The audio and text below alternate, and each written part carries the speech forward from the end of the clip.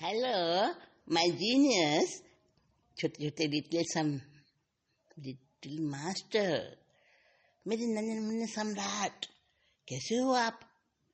हाँ, कहानियां लाई हूँ बहुत सारी, ऐसी स्टोरीज जो आपके आईक्यू को बढ़िया बना देंगी। आईक्यू समझते हो? जानते हो? अब तो बहुत स्मार्ट हो, है ना?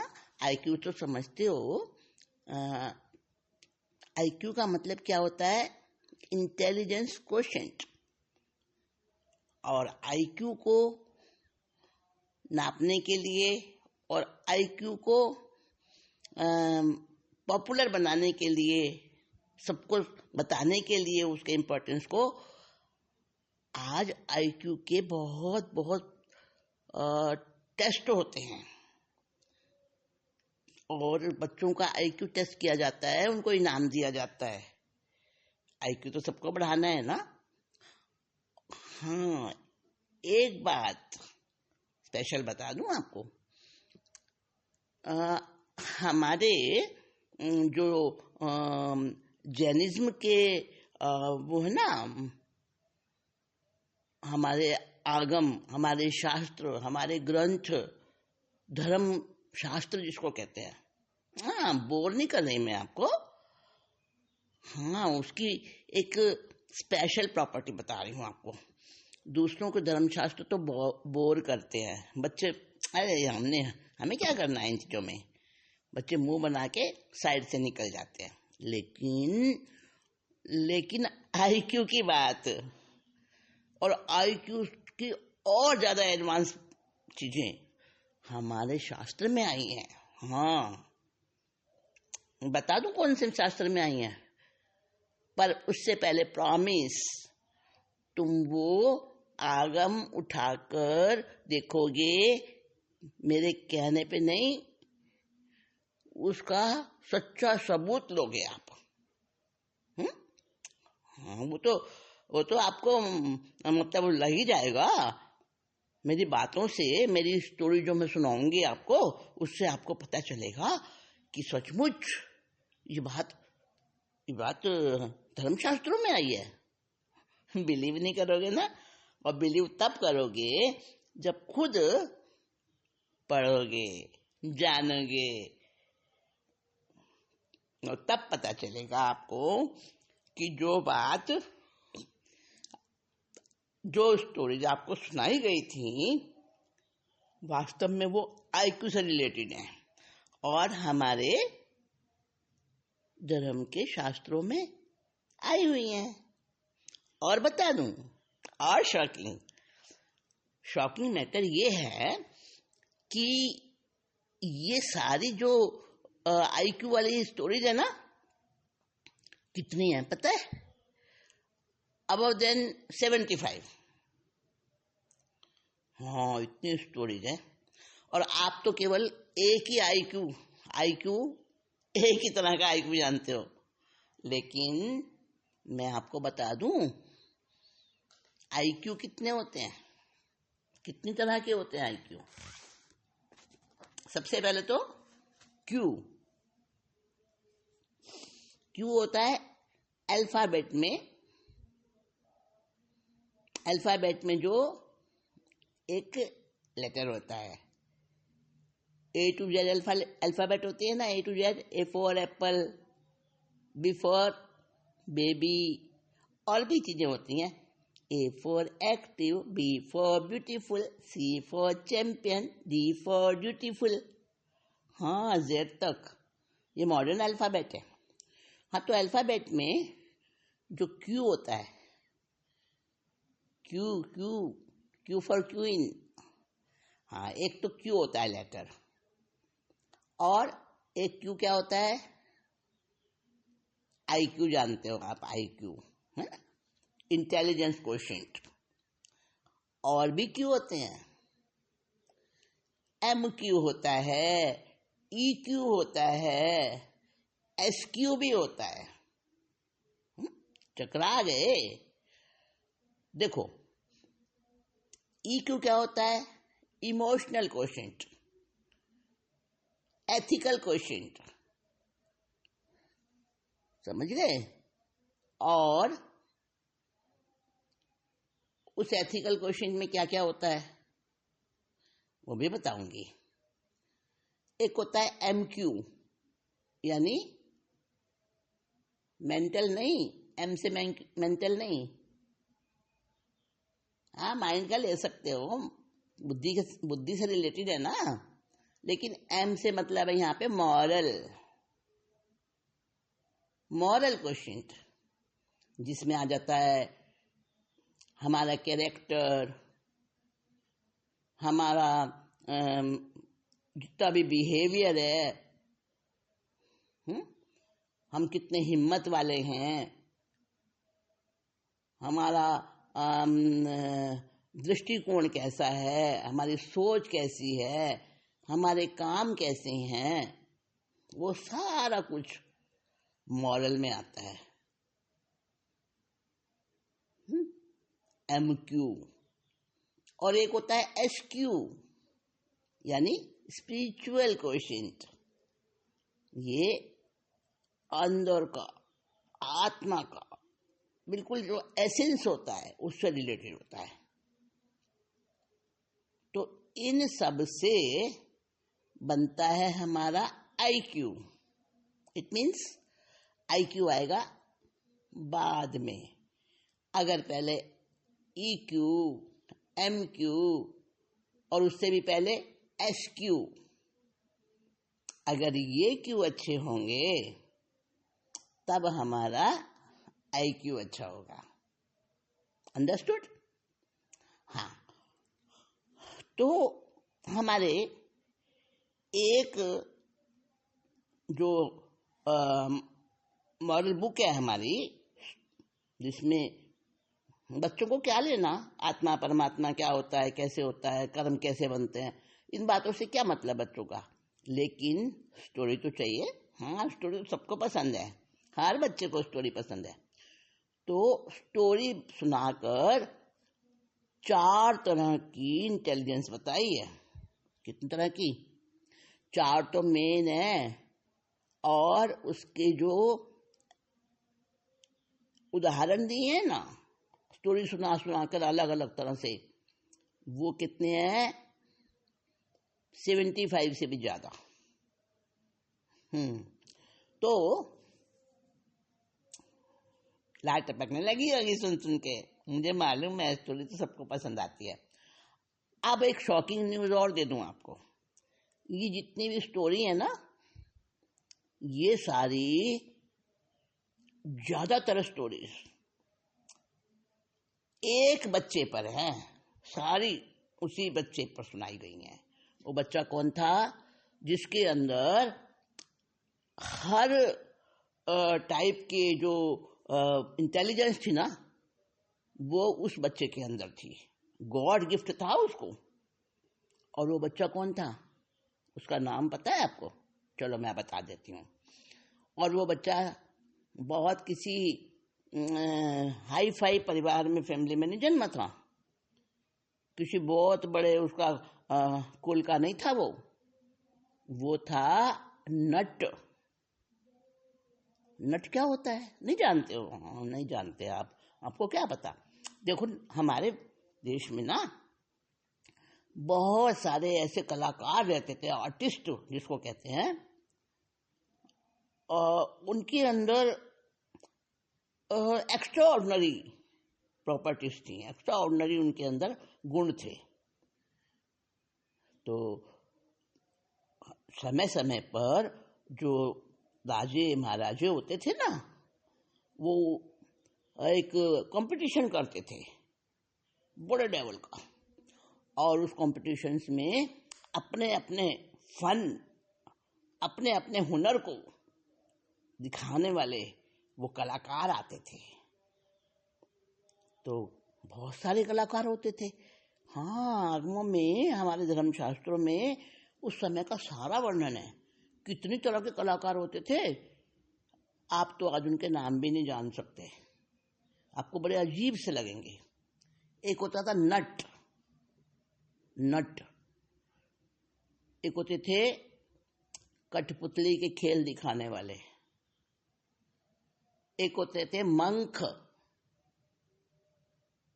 एक होते थे हंसाने वाले, एक होते थे कुश्ती लड़ने वाले। हाँ, कुश्ती तो आज भी बॉक्सिंग वगैरह होती है, वेट लिफ्टिंग भी होती है, कुछ रह गई हैं चीजें, पर बहुत सारी खत्म हो चुकी, लुप्त हो चुकी। तो नट जाति नहीं होती, उस परिवार से फिर जो बच्चे होते वो भी सीखते, फिर उनकी संतानें होती वो सीखती। तो ऐसे कर्म के हिसाब से जो एक जाति बन जाती, वो नट किसको कहते हैं? आपकी आज की भाषा में कह दूं तो एरोबिट्स। एरोबिट्स क्या होते हैं? जो कलाबाजी दिखाते हैं, और डिस्टॉर्शनिस्ट भी कहते हैं उनको, जो मतलब कार्टून वगैरह बनाते हैं। आज थोड़ा सा रूप बदल गया उस चीज का। और रस्सी पर चलते थे, रस्सी पर ऐसे दो पॉइंट्स पर एक रस्सी बांधी जाती थी, और उस रस्सी पर चलना, उसको बोलते थे रोप वॉकर। रोप रस्सी को कहते हैं ना, रोप वॉकर। और रोप डांसर, हाँ, रस्सी के ऊपर डांस करते थे। देखो है ना कितना मुश्किल। और रोप इक्विलिब्रिस्ट, मतलब रस्सी के ऊपर संतुलन बना के, बैलेंस बना के रखना। और कैसे होते थे नट? पोस्चर मेकर, तरह तरह के हाव भाव दिखाते, उससे लोगों को हंसी आ जाती। आज की भाषा में कह दो तो कार्टूनिस्ट, है ना। और बहुत तरह के थे, तो मैंने थोड़ा सा एक आपको समझ आ जाए इस तरह से बताया है। तो वो नट परिवार में जन्मा था वो बच्चा। हाँ, नट था वो। क्या नाम था उसका? नाम तो बताऊंगी, क्योंकि नाम से तो पहचान होती है, काम से भी होती है पहचान। नाम तो उसका था रोहक। उसके फादर का नाम क्या था? भरत। वो भी एक नट था, और उसका बेटा था रोहक। रोहक की बात बताऊंगी आपको। तो रोहक के अंदर ये सब तरह के आईक्यूज थे। रोहक के अंदर कौन कौन से? MQ, EQ, IQ और SQ, सारे थे उसके अंदर। अब शास्त्र की भाषा में कहूं तो 4 प्रकार की बुद्धि, इंटेलिजेंस, समझ। कौन कौन सी 4 प्रकार की बुद्धि बताइए वहां पर? एक बताइए औत्पातिक बुद्धि। औत्पातिक यानी उत्पत्ति, जो अपने आप ही बिना किसी के सिखाए, बिना कहीं से पढ़े, बिना कहीं से सुने, जो एक जनरल इंटेलिजेंस जिसको कहते हैं, कॉमन सेंस, उसको कहते हैं, आगम में नाम आया है उसका औत्पातिक बुद्धि, यानी उत्पत्ति से बना है औत्पातिक शब्द। उत्पत्ति का मतलब समझते हो ना? यानी जो जन्म से ही किसी के अंदर गॉड गिफ्ट होता है। एक तो वो बुद्धि। दूसरी है वैनयिकी बुद्धि, यानी जो बड़ों के रेस्पेक्ट करने से, ओबीडियंस से, विनय करने से जो बुद्धि मिलती है, जो बुद्धि अंदर में पैदा होती है, वो इंटेलिजेंस कहलाती है, वैनयिकी बुद्धि। इसके भी बहुत सारे उदाहरण दिए हैं, 15 स्टोरीज है इसकी। और एक होती है कार्मिकी बुद्धि, यानी जो अपने बड़ों को, परिवार वालों को देखकर, और परिवार वालों के जो जीन्स होते हैं उनके द्वारा बच्चों में खुद आ जाती है। तुमने देखा होगा कुम्हार का बच्चा, फटाफट बर्तन बनाना सीख जाता है, खिलौने बनाना सीख जाता है। उसके अंदर वो आर्ट कहाँ से आती है, वो हुनर कहाँ से आता है, उसको कहते हैं कर्मजा बुद्धि। और ऐसे ऐसे लोग होते थे मोती पिरोने वाले। हाँ, आजकल तो बहुत कम सुनने में मिलता है। तो वो क्या करते थे, एक लाइन में जो धागे होते हैं ना, धागे, वो टाइट वाले धागे, जिसको मोम से या किसी चीज से उसको वो कर देते, जैसे मांझा होता है ना, पतंग उड़ाने वाला मांझा, वो थोड़ा सा स्ट्रांग होता है और तीखा भी होता है, तीक्ष्ण होता है। कोई कोई मांझे से तो हाथ भी कट जाते हैं, और कोई कोई मांझा पक्षियों के, उड़ते हुए पक्षियों के पंजों में भी उलझ जाता है, पक्षी बेचारा घायल होके नीचे गिर जाता है।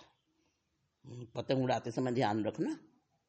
हाँ, तो मांझा जैसे वो उसको तीखा बना देते ना,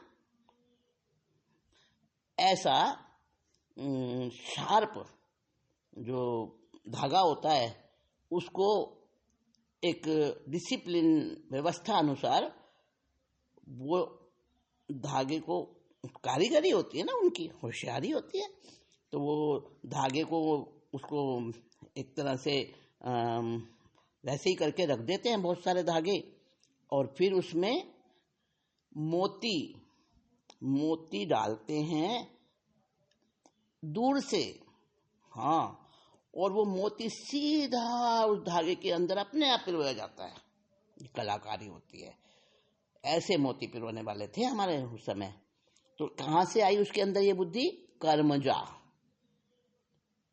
अपने बड़ों को देखकर उस परिवार में वो जन्मे, और वो सब जो बड़े बूढ़े उनके एंसेस्टर, पिता दादा वगैरह काम करते थे, तो बच्चों के अंदर देख देख के वो समझ आ जाती है।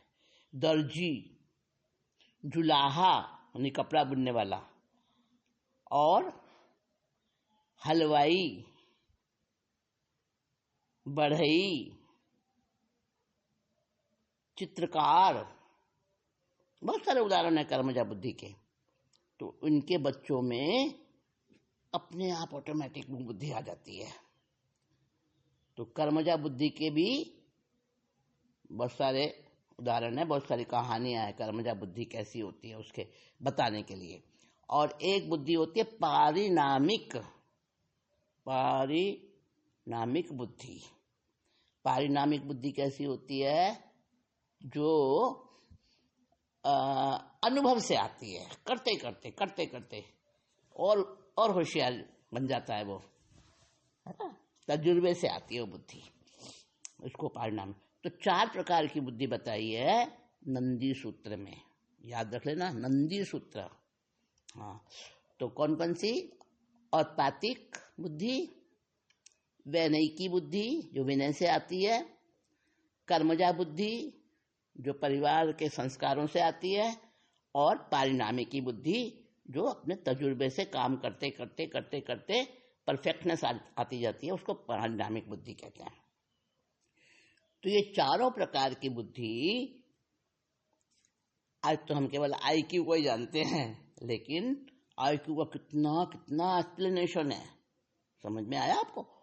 तो वो रोहक की बात मैं आपको कह रही थी, नट रोहक कहाँ का रहने वाला था? उज्जैनी का रहने वाला था वो। उज्जैनी हमारे प्राचीन ऐतिहासिक नगरियों में से एक नगरी है उज्जैनी, जो गंगा के किनारे पर उज्जैनी नगरी बसी हुई थी। अब कहते हैं उज्जैनी नगरी में उस समय सबसे ज्यादा जैन रहते थे, इसीलिए उसका नाम उज्जैनी पड़ा था, उज्जैनी। लेकिन आज वो उज्जैनी नहीं है, आज उसका कुछ अलग रूप है। उज्जैनी नगरी तो आज भी है, लेकिन वैसी नहीं है। तो उज्जैनी नगरी में वो रहता था रोहक, और उसके पिता का नाम भरत। तो गांव में रहते थे, उनका छोटा सा गांव था। अब पिता जो है ना, कुछ सामान लेने, जरूरी कार्यों के लिए शहर में जाया करते थे, उज्जैनी नगरी में। तो एक बार रोहक कहने लगा, पिताजी मैं भी आपके साथ चलूंगा। पिता ने कहा, भरत नट ने कहा, बेटा तू थक जाएगा, पैदल पैदल चलना हो, क्योंकि उस जमाने में इतने साधन नहीं होते थे, ज्यादातर लोग पैदल ही चलते थे। और आजकल आप बसों में स्कूल जाते हो ना, और बसों में वापस आते हो, फिर भी कहते हो थक गए, हम तो बहुत थक गए। और पहले कितने कितने किलोमीटर चल लेते थे तो भी नहीं थकते थे। और गांव दूर दूर होते थे, गांव स्कूल जाने के लिए भी बहुत चलना पड़ता था, आने जाने में ही। लेकिन बच्चे नहीं कहते थे हम थक गए। हाँ, बच्चे उस समय स्ट्रांग होते थे। हाँ, चलो छोड़ो। हाँ, तो उसके पिता ने कहा, बेटा तू थक जाएगा, नगर तो बहुत दूर है। उसने कहा, नहीं पिताजी मैं थकूंगा नहीं, मेरे को भी नगरी देखनी है, कैसी नगरी होती है। मैंने कहा, बहुत बड़ी होती है बेटा नगरी तो, वहाँ बड़े बड़े मकान होते हैं, हवेलियाँ होती हैं, बहुत बहुत सुंदर सुंदर दुकानें, बाजार। उसने कहा, अच्छा तब तो पिताजी मैं जरूर चलूंगा। और वो अपने पिता के साथ में उज्जैनी नगरी के लिए वो वहां से चल दिया। अब उज्जैनी नगरी देखी उसने, अपने पिता के साथ घूमा बाजारों में, और उसकी तो आंखें फटी की फटी रह गई रोहक की। अरे नगरी इतनी सुंदर होती है, नगरी में इतनी चहल पहल होती है, इतने लोग होते हैं, इतने बाजार बड़े बड़े होते हैं, ऐसे सुंदर सुंदर अट्टालिकाएं, हवेलियां, ऐसे बड़े बड़े दफ्तर, बड़े बड़े पार्क, सुंदर सुंदर तालाब। क्या क्या उसने उस नगरी में देखा। मेरे गांव में तो ये सब कुछ नहीं है। उसको बड़ा अच्छा लगा। और राजा का महल वो भी दूर से देखा, अंदर तो नहीं जा सके, क्योंकि महल तो महल ही है, उसमें तो खास लोग ही जा सकते हैं। वो तो बेचारे पिता पुत्र दोनों गरीब थे, गांव के रहने वाले थे। तो दूर से महल को देखा, मुझे कितना शानदार। और रोहक तो देख देख के आह आह अश अश करने लगा। और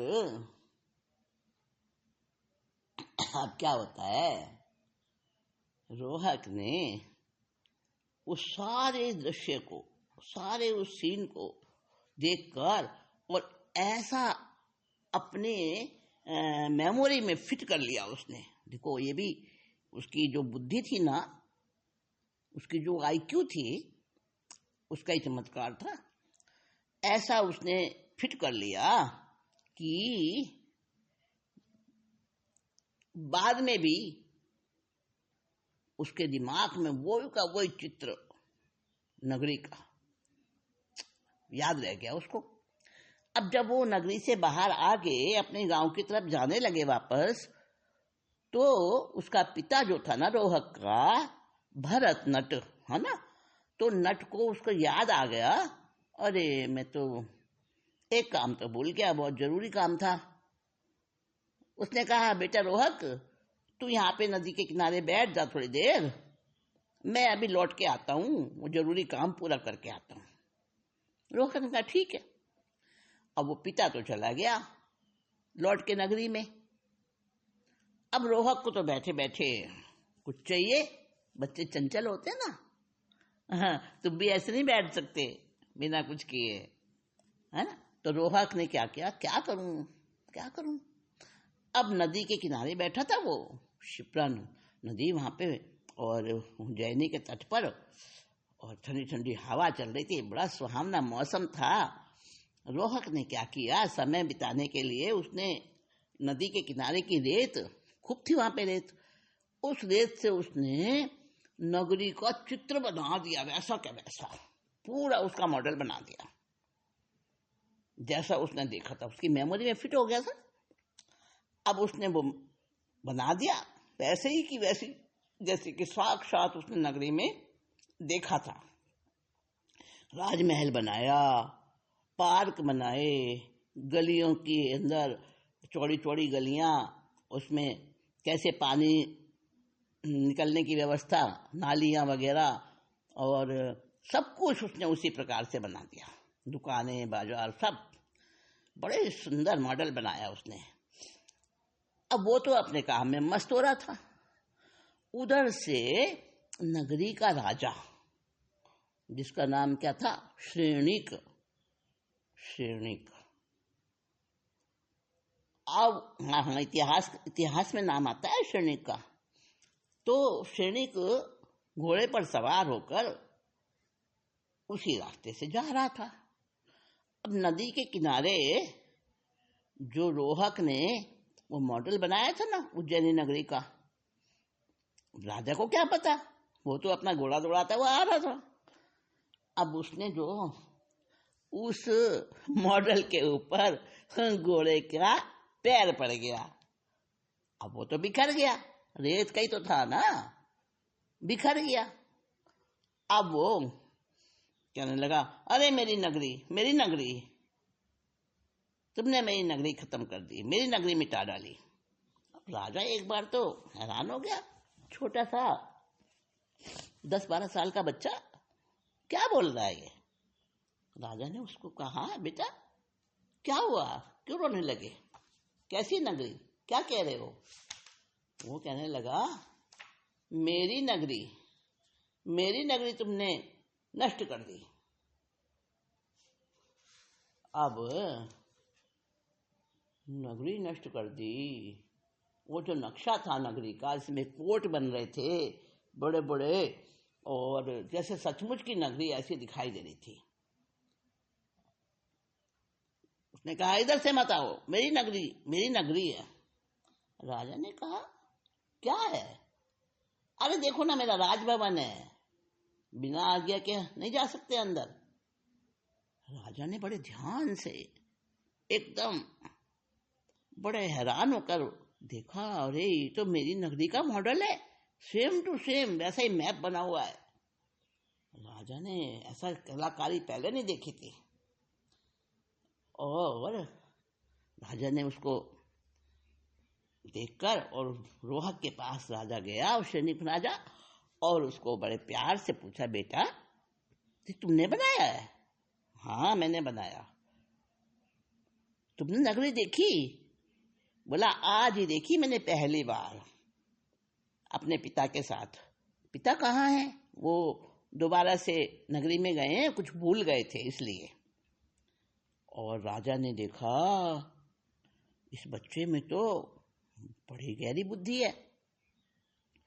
राजा ने उसका नाम पूछ लिया, पिता का नाम पूछ लिया, गांव का नाम पूछ लिया, और उसको बड़ा शाबाशी दी, और राजा अपने रास्ते चला गया। राजा को ये परिचय मिल गया कि इस बच्चे का IQ कितना जबरदस्त है। पैदा कहाँ हुआ था वो, नट के परिवार में।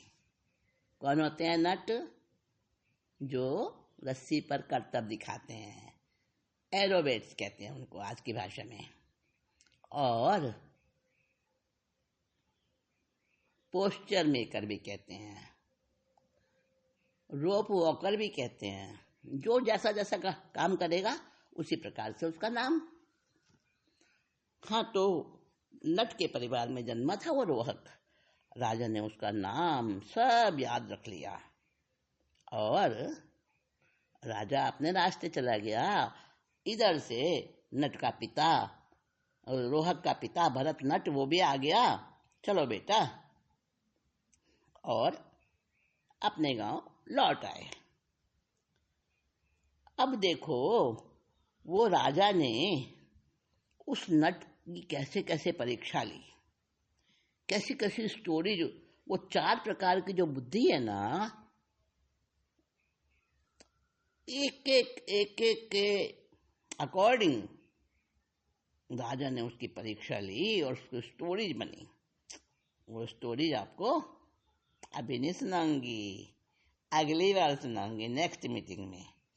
तो आज तो मैंने आपको किसी स्टोरी सुनाई, रोहक के अंदर जो एक कॉमन सेंस थी, एक आईक्यू थी, एक ऐसा उसके अंदर हुनर था, तो वो राजा को पता चल गया कि इस गरीब बच्चे के अंदर भी कितनी कितनी होशियारी भरी है। अब राजा उसकी परीक्षा लेगा। कैसे लेगा परीक्षा, हम आगे सुनेंगे और नेक्स्ट मीटिंग में बात करेंगे। रोहक की आईक्यू वाली बात, कैसे राजा को उसकी बुद्धि का परिचय मिलता है। ठीक है, तब तक तुम ढूंढना कौन सा सूत्र है, नंदी सूत्र। हाँ, मम्मी तो हैरान हो जाएगी, पापा तो बड़े एकदम से सोचने लग जाएंगे, अरे आज हमारा ये लिटिल मास्टर, आज हमारे ये छोटे छोटे बच्चे नंदी सूत्र क्यों मांग रहे हैं। पढ़ना तो हिंदी में भी है, अंग्रेजी में भी है भाई, आजकल आप अंग्रेजी पढ़ते हो ना, अंग्रेजी में इंग्लिश में भी है। आपको जिस लैंग्वेज में पढ़ना है उस लैंग्वेज में आपको मिल जाएगा। और नंदी सूत्र के अंदर आप देखना 4 प्रकार की बुद्धि, और एक एक बुद्धि के अलग अलग स्टोरी सुना रखी हैं, एग्जाम्पल्स दे रखे हैं। और 4 बुद्धि के बहुत सारे एग्जाम्पल्स मिलेंगे आपको। सुनने में अच्छा लगता है, पढ़ने में अच्छा नहीं लगता। ठीक है, मैं जानती हूँ तुम्हारे मन की बात। हाँ, तो मैं सुनाऊंगी, सारे तो नहीं सुनाऊंगी, कोई कोई उसमें से ढूंढ के अच्छे जो आपको पसंद आए। तो अगली मीटिंग के लिए तैयार रहना। अभी मैं चलती हूँ, बाय बाय।